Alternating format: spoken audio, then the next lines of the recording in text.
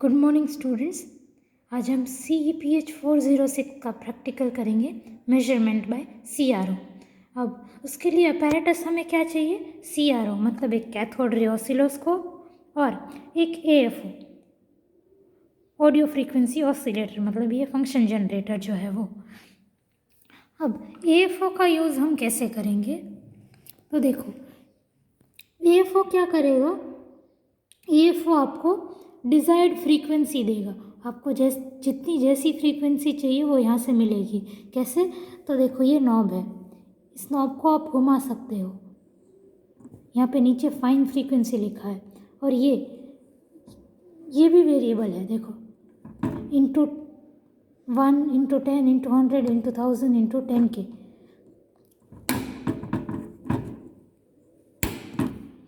ये मैंने 1K पे रखा है। ये 1K पे रख के अगर मैं इस तरह से घुमाऊँ तो कैसे होगा? ये देखो, 2K, यहाँ ये 3K हुआ, 4K हुआ, 5K, 6K, 7K, 8K, 9K, 10K। उसके बाद अगर आगे बढ़ना है तो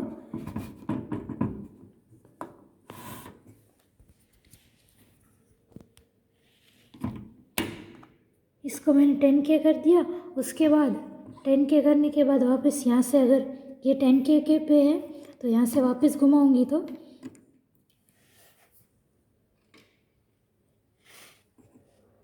10K, 20K, 30K, 40K इस तरह से चेंज होगा।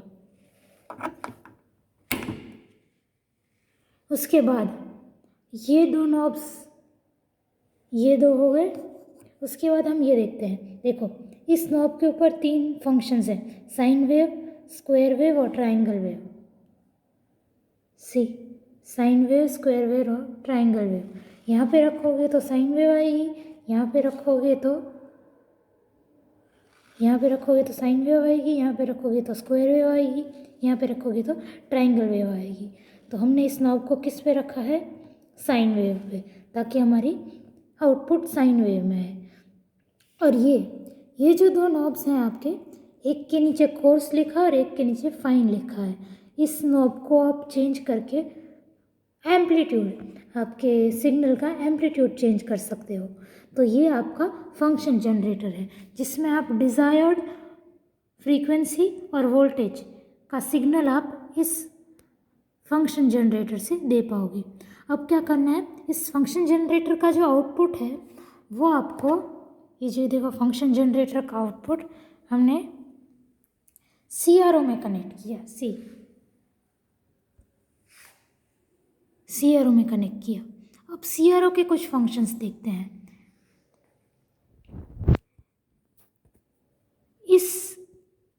इस नॉब से आपका फोकस चेंज होगा।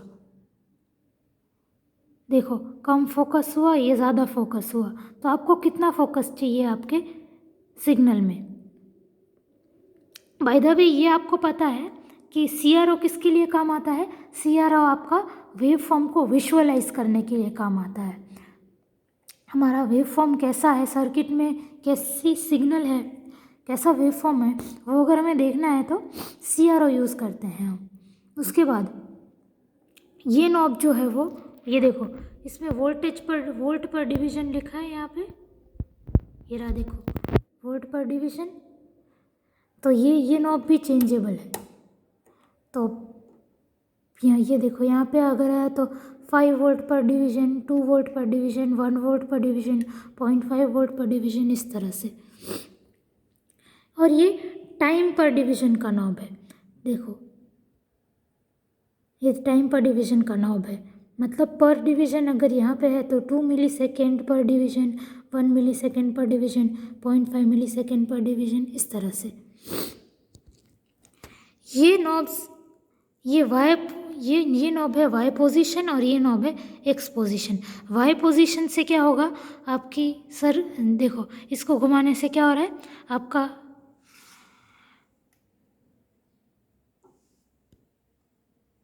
ये घुमाने से देखो क्या हो रहा है, ये आपका वेव फॉर्म वाई एक्सिस पे ऊपर नीचे हो रहा है, ठीक है।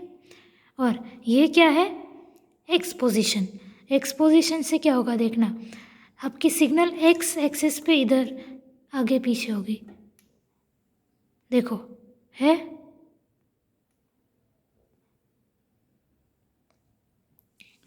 अब आपको मैं मेजरमेंट करना सिखाती हूँ। उसके लिए आप सबसे पहले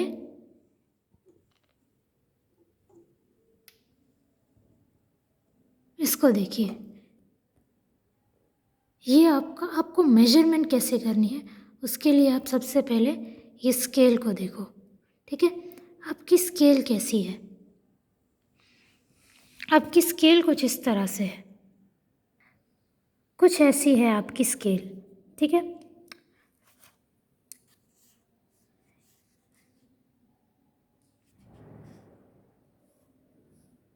और इस तरह से स्क्वायर्स हैं सारे।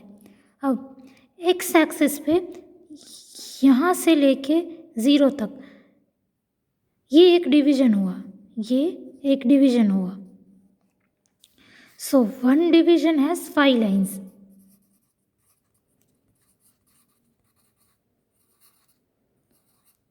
उसी तरह से y एक्सिस पे भी देखो, एक डिवीजन जो है यहाँ से लेके यहाँ तक बीच में it has 5 lines.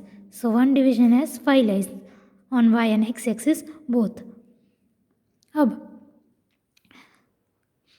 to measure, first of all our aim is to measure frequency. frequency measure करने के लिए हमें क्या करना पड़ेगा? टाइम पीरियड का इन्वर्स। और आपको पता है दैट कोई भी वेव फॉर्म अगर हो हमारे पास इस तरह से, तो हम इसका टाइम पीरियड कैसे मेजर करते हैं? टाइम पीरियड इस पॉइंट से लेके जहाँ पे ये वेव फॉर्म एंड हो रही हो, या तो हम इस पॉइंट से लेके यहाँ तक मेजर कर सकते हैं, या तो हम दो क्रेस्ट के बीच मेजर कर सकते हैं, दोनों का जहाँ पे पीक पॉइंट है उन दोनों के बीच जितना भी आपका एक्स एक्सिस पे आएगा इस एक्सिस पे, वो आपका क्या होगा? Time period. इसके लिए मैं क्या करती हूँ,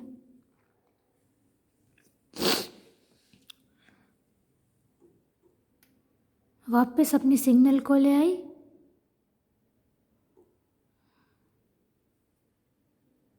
ठीक है। अब इसमें मैं मेरे जो वेव फॉर्म्स चले जा रहे हैं उसमें मैं देखूंगी, ये देखो यहाँ से मैं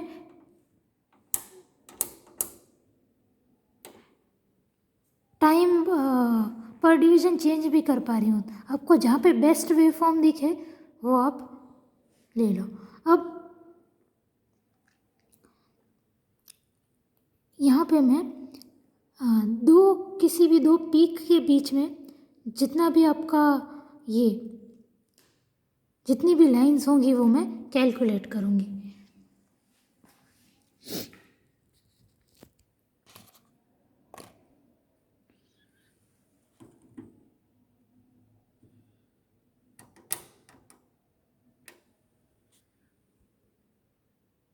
मैंने सबसे पहले क्या किया, 3000 हर्ट्स फ्रीक्वेंसी रखी। यहाँ पे मैंने 3000 हर्ट्स, देखो 1K और यहाँ पे 3000 हर्ट्स फ्रीक्वेंसी रखी। उसके बाद आपका ये वेव फॉर्म आया, उसमें मैंने टाइम देखना है। तो टाइम मेजर करने के लिए मैं क्या करती हूँ कि कितनी लाइंस हैं दो इसके बीच, वो मेजर कर लेती हूँ। ये लाइंस जो है वो इसके ऊपर कोइंसाइड होगी, मतलब सॉरी, ये जो वेव्स है वो इसके ऊपर आएगा, तो आपको पता चलेगा कि ये इन दोनों के बीच, दो क्रेस्ट के बीच कितनी लाइनें जा रही हैं। तो 3000 के लिए हमारी देखो 3 लाइनें जा रही हैं।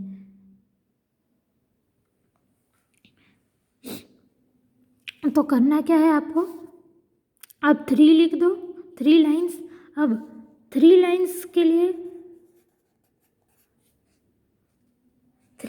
लिए आपका रीडिंग क्या होगा, कितना होगा वो देखते हैं हम। टाइम पर डिवीज़न कितने पे है? 0.5 पे। 0.5 मिली सेकेंड पर डिवीज़न, देखो यहाँ पे 0.5 मिली सेकेंड पर डिवीज़न। तो एक डिवीज़न में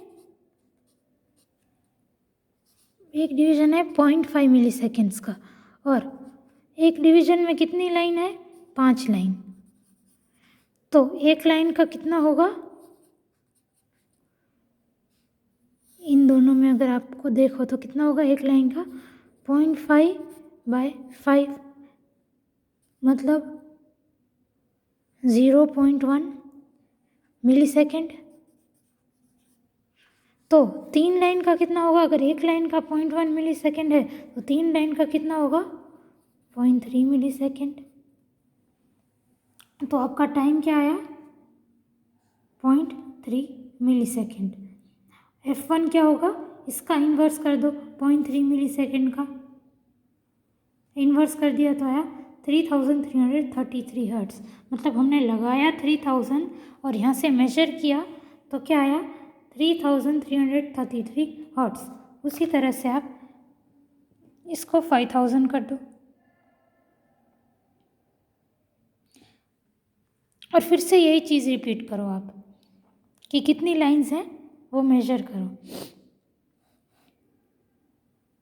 और ये प्रोसीजर जो अभी सिखाया वो प्रोसीजर आप रिपीट करो, ठीक है। तो इस तरह से आप मेजरमेंट ले सकते हो टाइम पीरियड का। उसी तरह से आप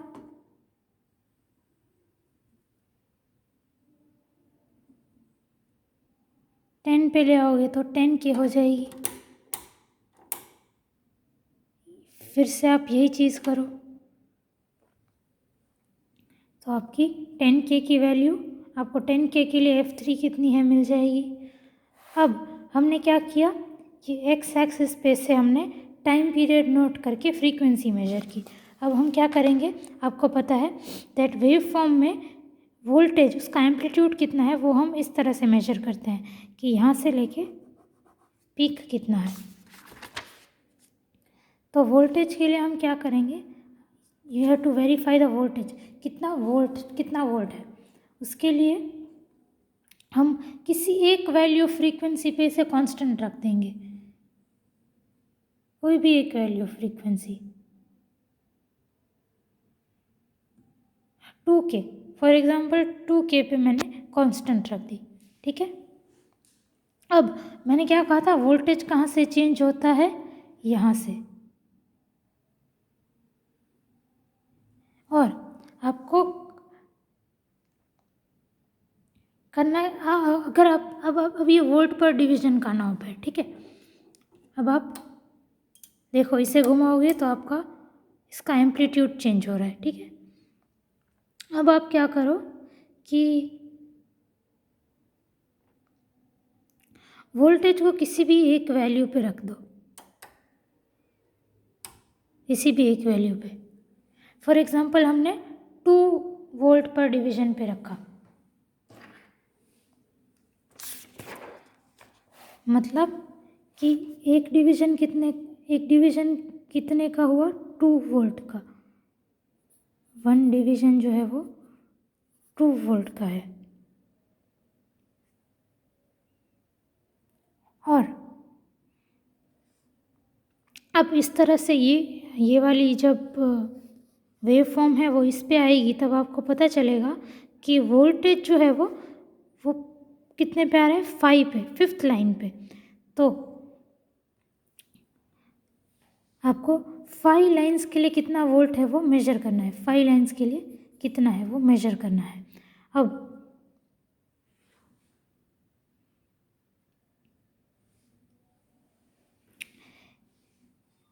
एक डिवीजन में कितनी लाइन है? 5 line. 1 division is equal to 5 line is equal to 2 volt. तो 1 line is equal to 2/5 volt, ठीक है। तो अगर 1 लाइन 2/5 वोल्ट है तो 5 लाइन्स कितनी होंगी? 5 लाइन्स होंगी 2/5 into 5, that is equal to 2 volt.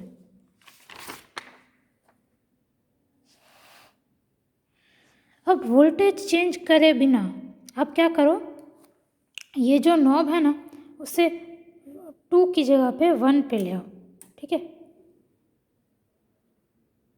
1 पे ले आओ। अब आप देखो कि ये जो वोल्टेज है, ये जो वाई एक्सिस पे देखना है, हमने टाइम पीरियड के लिए क्या किया था, एक्स एक्सिस पे देखा था। अब वाई एक्सिस पे हमें ये वोल्टेज देखना है। वोल्टेज के लिए हमें ये वाई एक्सिस देखनी है, ये यहाँ पे पीक टू पीक देखना है, ठीक है, ये पीक टू पीक।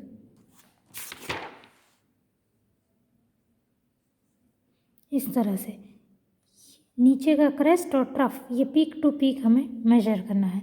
तो आप क्या करिए, अब देखो यहाँ पे 10 लाइन्स हैं इस तरह से, ठीक है। तो 10 लाइन्स के लिए कैसा होगा,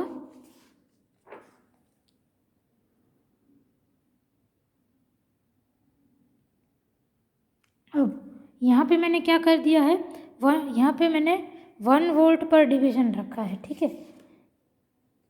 तो अब 1 division is equal to 1 volt होगा, ठीक है, 1 division is equal to 1 volt होगा। और यहाँ पे लाइन्स कितनी है पीक टू पीक 10, तो 10 लाइन्स होंगी, ठीक है। Now 1 division is equal to 5 lines, ये तो है स्केल में, and 1 division is equal to ये 1 वोल्ट है, 1 वोल्ट। तो फिर 1 लाइन कितनी होगी, 5 line is equal to 1 volt, तो 1 line is equal to 1/5 volt, ठीक है। 1 लाइन 1/5 वोल्ट है, तो 10 लाइन कितनी होगी, 1/5 वोल्ट इंटू 10,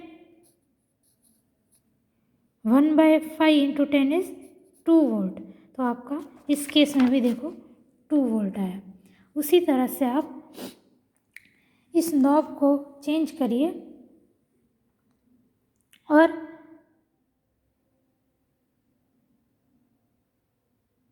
पॉइंट 5 वोल्ट कर दीजिए, 0.5 वोल्ट,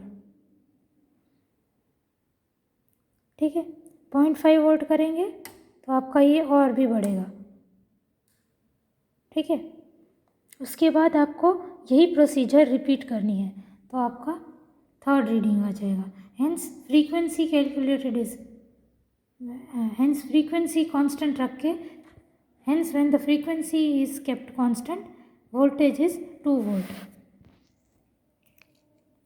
तो given voltage is constant 2 volt और फ्रीक्वेंसी हमने मेजर की वो कितनी थी, ये सारी